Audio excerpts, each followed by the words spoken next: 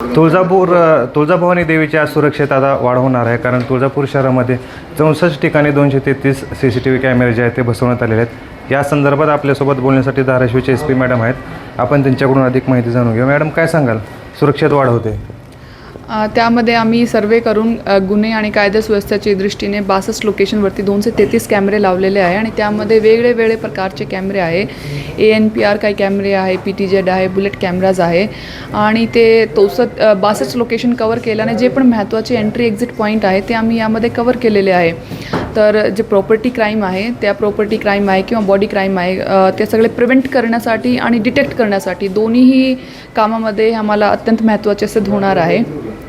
आणि सोबतच यामध्ये आपल्याकडे 2 अजून सिस्टम आम्ही लावलेले आहे. एक इंटिग्रेटेड PA सिस्टम आहे 30 लोकेशन्सवरती, जे बंदोबस्तचा काळ असू द्या किंवा नॉर्मल काळामध्ये पण काही गर्दी संबंधित किंवा ट्रॅफिक संबंधित जे पण सूचना आहे ते आम्ही इथे बसून थेट नागरिकापर्यंत देऊ शकताय. काही सावधगिरी वर्तण्याची काही सूचना आहे तेही आम्ही देऊ शकताय.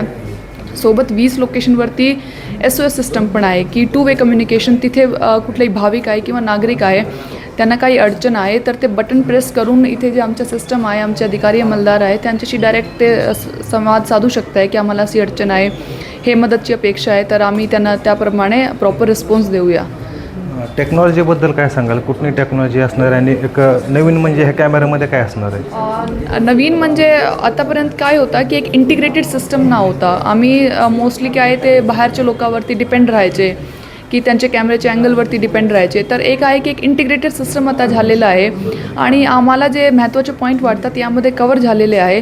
आणि हे जे सिस्टम आहे, जसं आता मी आपल्याला सांगितलं की PA सिस्टम आहे, SOS सिस्टम आहे आणि तुळजापूर शहराचे प्रत्येक महत्त्वाचे एंट्री आणि एक्झिट पॉईंट आम्ही कवर केलेले आहे की कुठलीही गाडी जर आता शहरामध्ये येत आहे तर आम्ही ते ट्रेस करू शकतो आहे. आणि यामध्ये बेसिक AI आहे, एक युजर फ्रेंडली इंटरफेस आहे आणि भविष्यामध्ये अजून जशी ॲडव्हान्स AI येत आहेत त्याही जर इंटिग्रेट करण्याची गरज पडली तर हे त्याचेही कम्पॅटिबल आहे सिस्टम.